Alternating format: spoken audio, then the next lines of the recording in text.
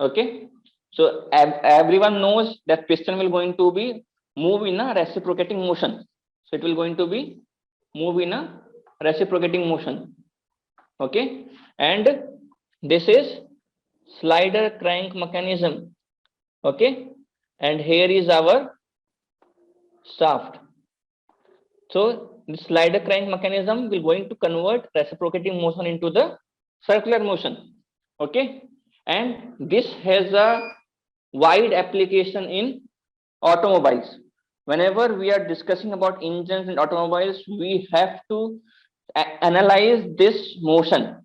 Okay, and here for this case I am narrowing down the problem, and just our task is to calculate this volume. So this is called the instantaneous cylinder volume. Okay, so let's say this is distance x. Okay, so x is the distance for some crank angle theta, but if I am changing angle, isn't it that x will going to change? Okay, now the question comes, if I am changing one crank angle degree, how much x will going to change? Okay, so let's remove all. Okay, so if you imagine this is connecting rod with a length L. Okay, and this is your connecting radius which has a dimension of A. Okay, so if this is a theta angle, so my this distance will be A cos theta. Okay, this is A sin theta. Okay, and if we use Pythagoras theorem, this distance will become hypotenuse square minus base square. Okay, so this is our remaining length. So if I will see, my full distance is L plus A. That's the maximum distance it can travel. Okay, so x will be L plus A minus this whole distance from here to here to here. Okay, so this is the length which we are considering, this one. Okay, L plus A is our total length, maximum length it can cover. Okay, so means if I have generated this x as a function of theta. So now this becomes a beautiful equation. Means if I know the angle, I can able to calculate the instantaneous volume inside the combustion chamber. Okay, so let's see that how we can solve using the Matlab.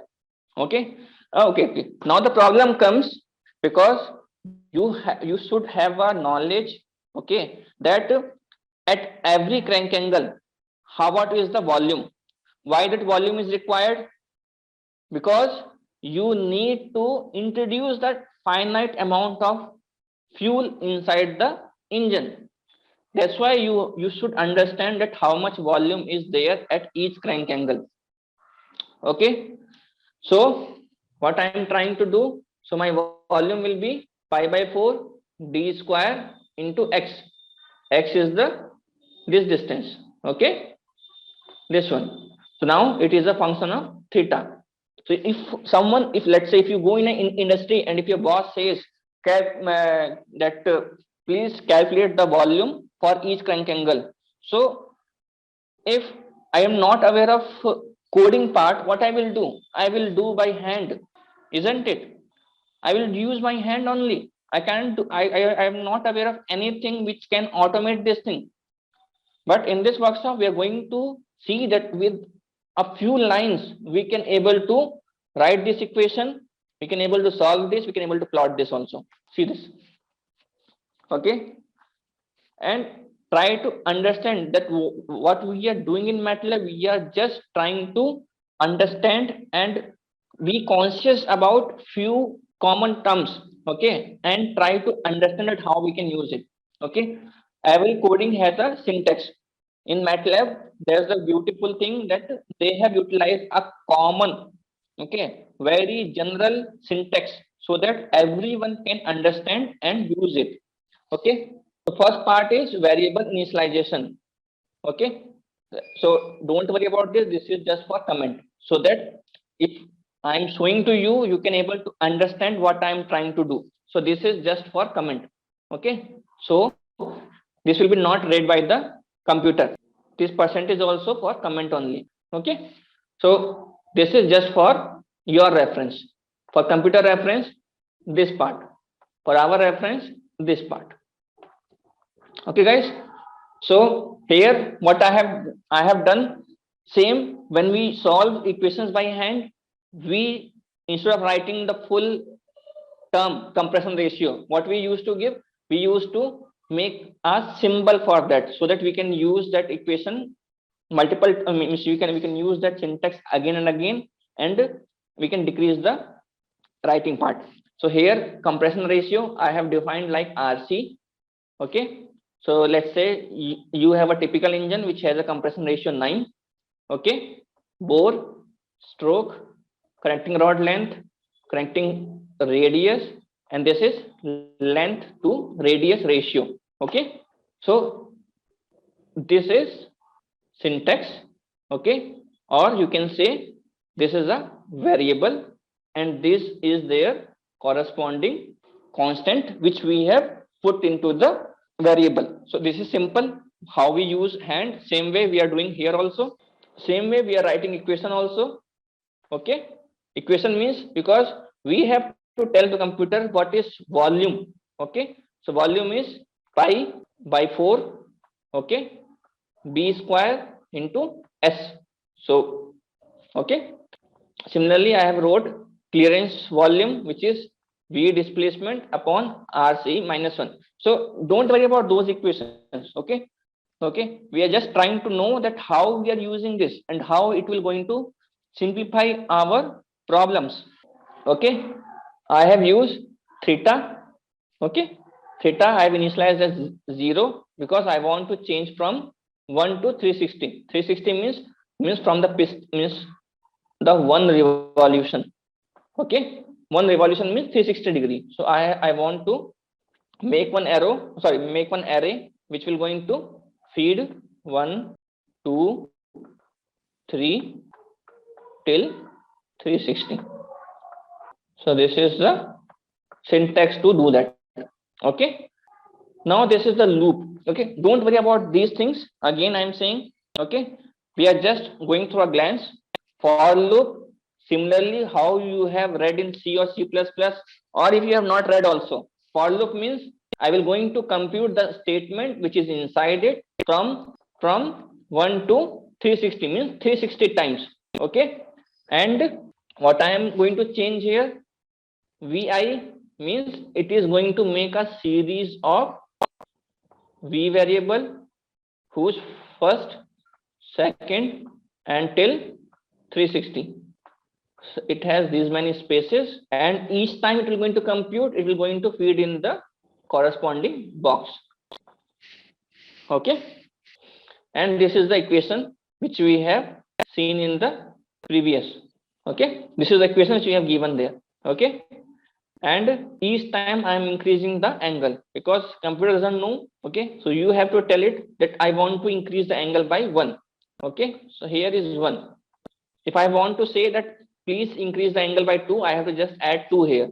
Okay, and if I solve this, if I plot this, so this is the syntax for plot. Don't worry about these things. Don't think that is a sine wave, something related to like this. Okay, so if you will find out, maximum volume is at 180. 180 means when your piston is at this position. Dr. Sachin, Yes, ma'am. can you please repeat it again? I mean, like, because your voice is breaking a bit. Okay. Sure, thank you. So here I am trying to say that you have plotted this volume versus crank angle. Okay, 0 means your piston. Okay, 0 means your piston is at here. 180 means this position, because obviously your one revolution means from here, from bottom to, sorry, from top to bottom, and then again it will go back to 360. So this becomes a one revolution. means the piston will going to move twice for one revolution. Okay, for 0 means it is at the top, 0, 180 means maximum, that's true, and 360 means again minimum. Okay, and that's why there is a symmetry across this 180. Okay, if I write this code, I can write in 5-10 minutes, and if I want to change any parameters which I have introduced in the code, I can change it easily. Okay, and if we go, okay, if we go without computation, without Matlab, what we'll do, we will solve it by hand. If let's say if our boss told, okay, let's change, let's do the calculation for different parameters, again you will going to solve that equation by your hand only. Here you have to just press one button, you have to write the code. Okay, and if you press one button and answer is ready. If you have to change any parameter, you can change it. Okay, you can change any parameter and run it again. You don't need to waste lots of time in just computing again and again. So that's why that Matlab becomes Matlab made it easier, and that's why industries are adopting it. So that because industry don't have a time to solve any problem, they want to solve it faster, faster, faster. So that's why they are using Matlab. One more problem which I'm going to consider here. So you have seen your laptop. So laptop has one Intel processor. Okay, let's say i7. Okay, i7. Let's say you are playing some game. i7 will going to work hard. Work hard means, okay, it will going to dissipate heat. Okay, it will going to dissipate heat. It will going to dissipate heat. So there is a fan there, isn't it? There is a fan there. If you play a game which is consuming more RAM, more faster your fan will going to run. So fan is somewhat here. This is your fan. Or in recently they are using blowers also. Okay, but there is something which is fin. Okay, fin is something which is made up of copper or any metal. It is contact with the processor, which will going to dissipate the heat. It will allow to provide the more space, and your fan can make it cool. Okay, so don't worry about the equations and all. Okay, so just understand there. So okay, so in this problem we are going to just consider one single plate. We are not going to consider full. So let's say here is your Intel processor i7. Okay, and there is a fin. Okay, this is your fin, which is, so let's say your computer is working and your temperature of that processor is going to 1200 Kelvin. Guys, these numbers are not unrealistic. These numbers are realistic only. Okay, these numbers are realistic. That really its temperature goes this much high. Okay, and let's say your ambient temperature is 300 Kelvin. Okay, so this is the equation, three-dimensional governing equation for heat transfer. Okay, don't worry about the equation and all. So just understand the term.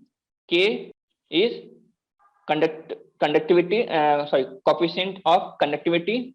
T is temperature. Okay, x, y, z is coordinates. Okay, generation, E generation means if some energy is generating along the fin, that is that, and this is the if your temperature will going to change with respect to time. Okay, so means in a transient form. Okay, so let's simplify this equation, because there's the advantage of being an engineer. We will try to make the problem simplify so that we can solve it easily. So what we are trying to do, we are saying that it's a steady state. Steady state means no variation with time, no heat generation. So steady state means this becomes zero, this becomes zero. No heat generation means this becomes zero. Okay, 1D means there is no z, means there is no phenomena happening in x and y and z, so this becomes neglected. Okay, and thermal conductivity of the material is constant. Okay, so now I can simplify this, only this term is remaining, and this is the engineers what they do, they simplify the problem, and this They have converted the whole complex equation into this simple equation. Okay. Now the task is how we are going to solve this. And imagine you have to solve this for multiple times, because each time you have to change the boundary condition. So again and again you can't able to solve this. So what we can do, we can use Matlab. Okay, Matlab to solve this equation and find out that how will be the temperature distribution along the fin. Okay, so as we have mentioned the problem, fin has a length of 0.1 meter. Okay, so we have to initialize this differential equation to the Matlab. So this is sims y is x. Sims is for initializing any equation. So we can provide the equation to the Matlab. Here my task is to differentiate y. Okay, see, we are providing all the instruction to the Matlab. The only, see, if you are new, it will be new for you. That's why you are feeling that okay, who it is tough. But once you know that sims means, you have to initialize d square y Dr. upon. Sanjay, your voice, I mean, like your voice is breaking again. Okay. It's an audio issue. Can you repeat whatever you said? Sure. The last 2 minutes. So guys, so we have simplified the three-dimensional heat transfer equation to the one-dimensional. Okay, considering all the assumptions, and we have converted these equations to the simplified form. D square t upon dx square is equals to 0. Okay, so in the problem, what we have done, we have considered this t as y. Okay, means because t is the output, so similarly y is the output. So let's say in that way. So what I have done, I'm trying to first initialize the equation. Okay, so I have told Matlab that this is the equation of variable y and x. Okay, y is dependent on x, that's why x in the bracket. And then what I'm saying, that dy is, means I have initialized and says that differential y is my dy. Okay, that thing also I have initialized to the Matlab. Then what I'm trying to do, I'm trying to solve the ordinary differential equation. Okay, so that's why I wrote ODE.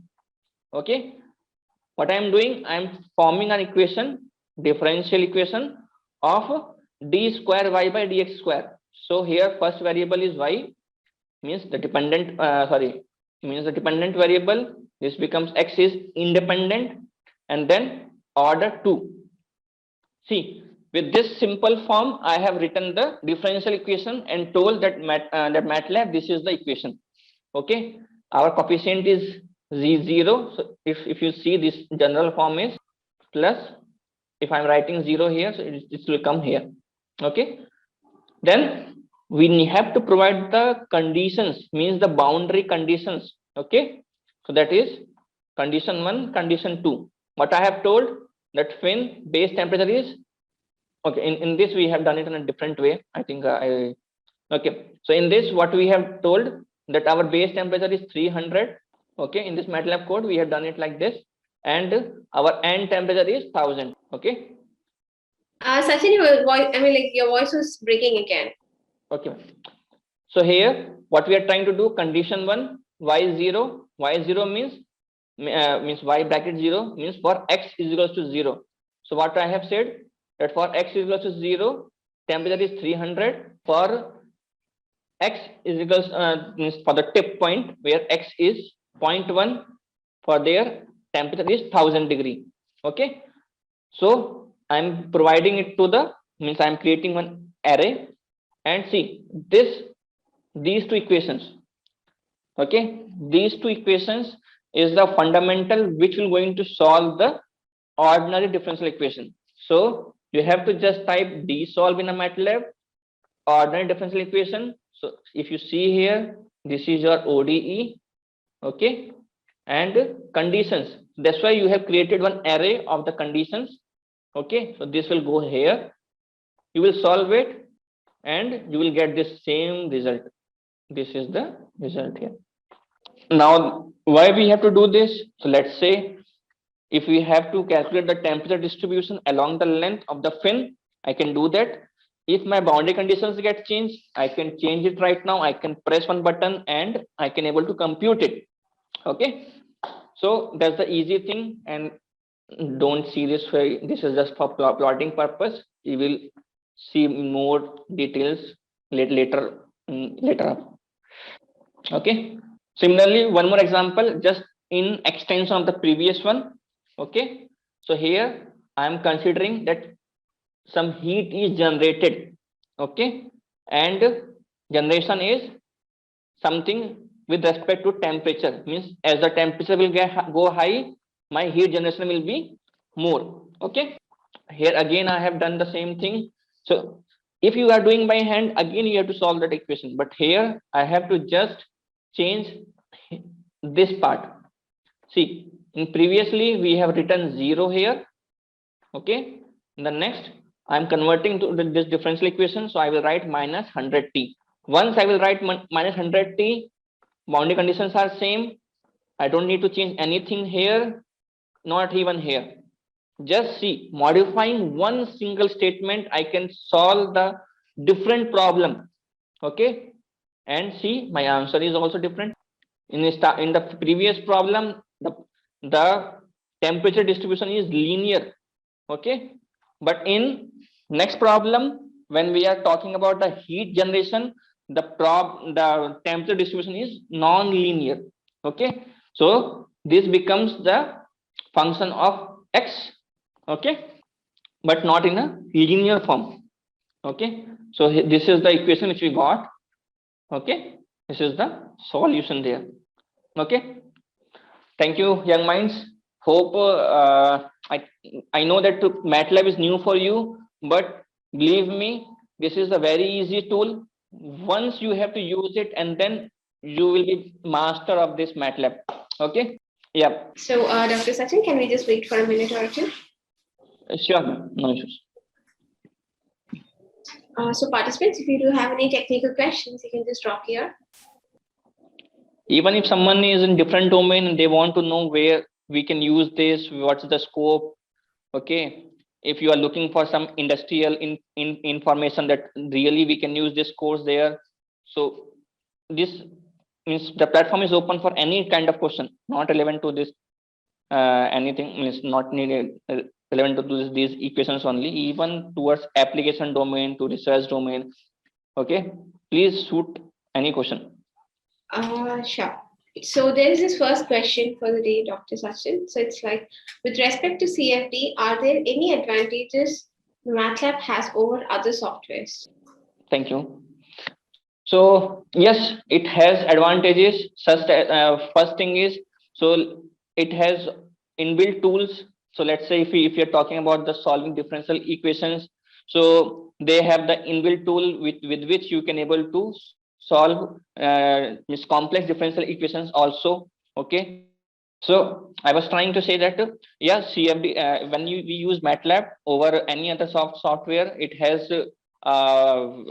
various inbuilt codes, means predefined codes to solve a complex and non-linear differential equations also.